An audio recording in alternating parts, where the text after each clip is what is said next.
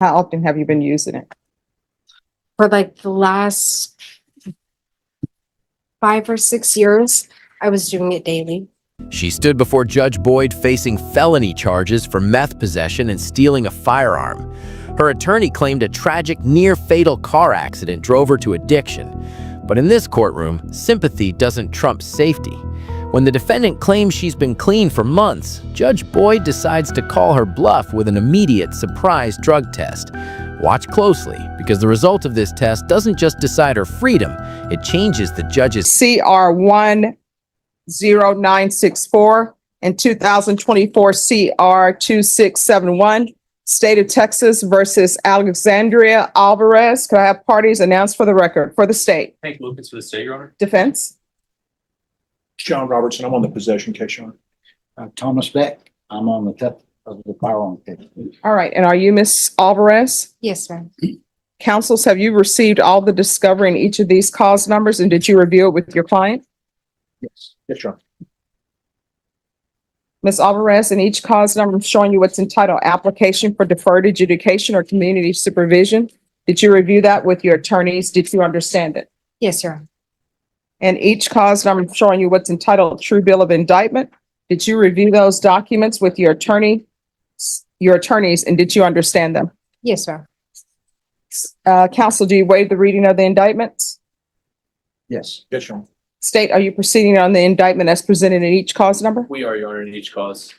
Ms. Alvarez, in each cause number, I'm showing you what's entitled court admonishments and defendant's waivers and affidavit of admonitions. Did you review those documents with your attorneys? Did you understand them? And did you sign them in all the appropriate places? Yes, sir. I'm sorry, everyone, just one moment. 5 seconds. All right, sorry about that. Sorry, Judge.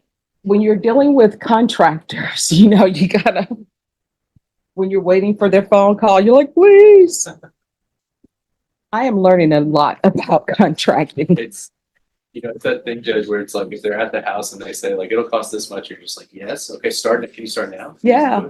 Well, being in a hotel since August, even though I love the hotel, it's like, I'm so ready to get back home. So whenever I see, the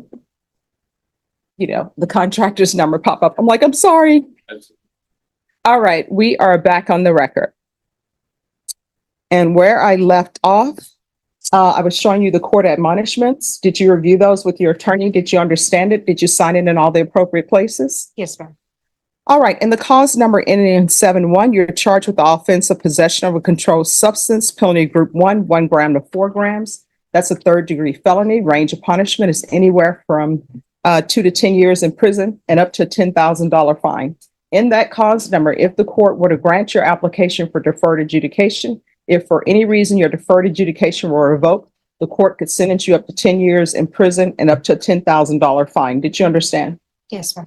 And the cause number ending in 6-4, on that case, you're charged with theft of a firearm. That's a state jail felony. Range of punishment is anywhere from 180 days up to 2 years in the state jail facility and up to a $10,000 fine. If the court were to grant your application for deferred adjudication in that case, if for any reason you're revoked, the court could sentence you up to 2 years in the state jail facility and up to a $10,000 fine. Did you understand? Yes, ma'am. In each cases, if you have an agreement with the state, the court does not have to follow your agreement. If for any reason the court does not follow your agreement and gives you more than you bargained for, the fact that you entered a plea will not be used against you and you will be allowed to withdraw your plea. Did you understand? Yes, ma'am. Counsels, in each of the cause numbers, has your client been able to provide you with any defenses? Yes, sir. She has. Do you believe she has a rational as well as a factual understanding of the charges against her? I do. Do you believe she's currently competent and was legally sane at the time of the offense? Yes, sir. Yes, Ms. Alvarez, has anyone threatened you, coerced you, or placed you in fear to get you to enter the plea? No, ma'am. Anyone promised you anything other than the plea? No, ma'am. Are you satisfied with the way you've been represented? Yes, Are you a U.S. citizen? yes, ma'am. In each cause number, the court will find that defendant has knowingly and voluntarily waived her right to jury trial. In each cause number, I'm showing you the plea bargain agreement. Did you review that with your attorneys? Did you understand? Yes, ma'am. In each cause number, the cases are to run concurrently. There's a $500 fine. State is recommending deferred adjudication.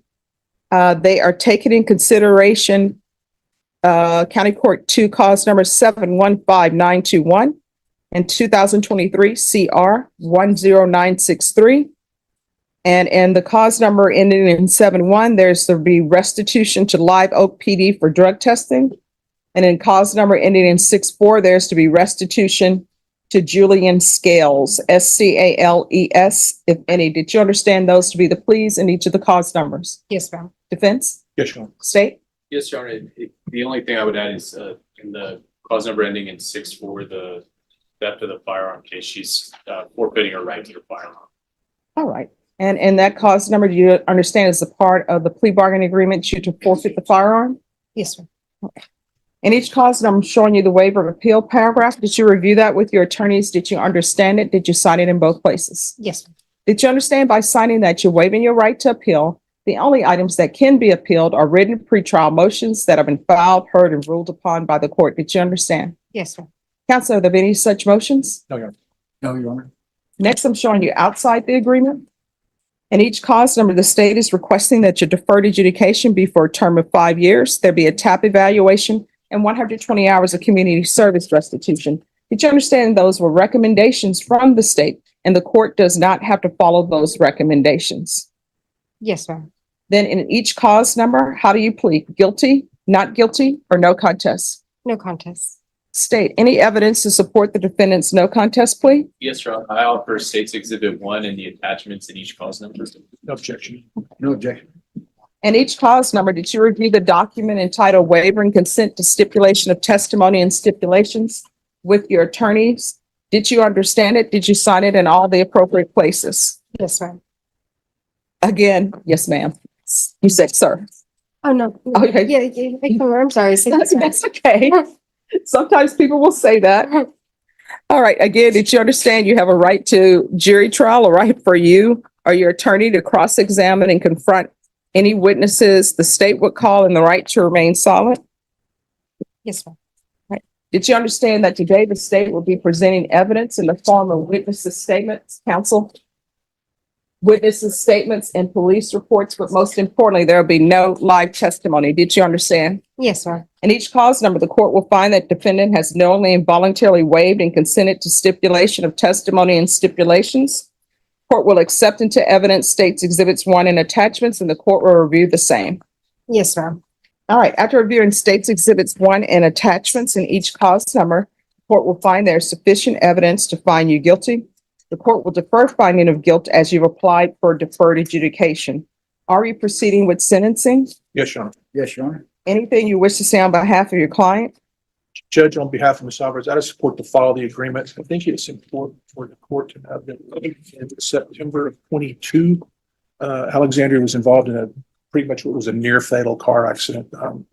Rolled her car down an embankment. She was ejected from the vehicle, suffered an extremely serious head injury. She had to have surgery. Was in the hospital for several months and in rehab after that. I think she's definitely a competent person. She's had some memory issues and some collateral health issues since then.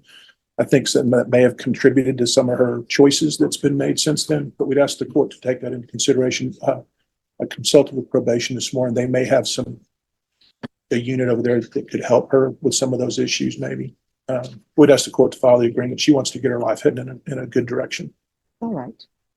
Judge, we asked you to follow the agreement. Maybe you can probate part of that fine. She is indigent and 120 hours is a lot of community service, but she's going to be on probation perhaps in 2 cases. Okay. All right. And Ms. Abrams, this is probation case. All right. Do you have any children? I have one child, And what is your child's age? Braxton, Age? 6. And where is your child now? He's sometimes with my mom or the other grandmother or his dad. All right. Was Child Protective Services involved? No. All right. When did you start with the use of the meth? I would say I started when I was 18. I tried it. That was the first time I tried it. Okay. And how often have you been using it? For like the last 5 or 6 years, I was doing it daily. All right. So when's the last time you used? And let me just tell you this, these questions I'm asking you, I used to tell my clients all the time when I had them in child protective services cases or on the criminal side, and they had agreed to probation. I always tell them, hey, just lay the truth out there, because what I'm trying to do is get you the type of help you need so you can be successful. But if you don't tell me, I can't help you, right? Yes. And so even if you're going to be positive for meth today, you will not have violated your probation because you're not on probation. So I need you to be 100% honest with me so I can try to get you the help that you need, okay? Yes, sir. All right, so when's the last time you used? The last time I've used was September 5th of 2023. All right, so if you're drug tested today, is it going to be clean? Yes, sir. All right, so we're going to do a drug test, and then we're going to come back and finish with sentencing, okay? Probation, could you do a drug test, please? All right, so just have a seat and then we'll take it up. Okay, thank you. You're welcome. All right, we're back on the record in 2023 CR 10964 and 2024 CR 2671. State of Texas versus Alexandria Alvarez. The court has been informed that the test was negative. I'm very happy for you and proud that you're sober. Thank you. All right, yes. Judge, I just wanted to follow up with that a little bit for the court's information. I noticed a tattoo on Alexandria's arm. She has a 1 day at a time tattoo. And when she snapped that date off on September 5th, that's my offense date. And I said, that's a sober date when she had it like that. So Awesome. he was in jail until January, finally got out on bond, went straight to Haven. She's been in their inpatient program since January 17th and has got 17 more days before she graduates that program. So she's working things without being told to work things. Awesome. That's fantastic. I'm proud of you. And yeah, 1 day at a time, 1 minute at a time. Yeah. All right. All right. So this is what the court is going to do in each cause number. In each cause number, the court is going to sentence you to a $500 fine. That fine will be probated in each cause. The court will sentence you to 4 years deferred adjudication in each cause number. The state was asking for 5. Let me just tell you why I'm giving you 4, because you've been doing work. And sometimes, even though these are crimes, sometimes you want to say, yeah, I did something good and somebody acknowledged it. So that's why I'm giving you 4 years deferred instead of 5. Okay. Thank you. It's going to be 120 hours of community service restitution. Each case will run concurrent. I'm going to order parenting classes. Once you complete the parenting classes, the community service hours in each cause number will be deemed satisfied. You're to continue with inpatient treatment at Haven for Hope. So are they having you look for employment yet or no? No, ma'am. All right. So proof of employment within 30 days of release from Haven for Hope, inpatient treatment. There's to be no employment as a home health care provider or with minors. There's to be regular reporting by Zoom or in person. There's to be regular random UAs. And the cause number ending in 71, you are to have restitution to Live Oak PD for testing. And in the cause number ending in 64, you are to forfeit the weapon. Restitution, if any, to Julian Scales. With regards to restitution in each cause number, if you all think that the restitution is not appropriate, you can come back and we'll have a hearing on that. Field visits upon release from Haven for Hope until further notice. Probation, is there anything else? Is there anything else you need from the court in order to be successful? No, ma'am. All right, we can go off the record. To be successful in this court, communication is key.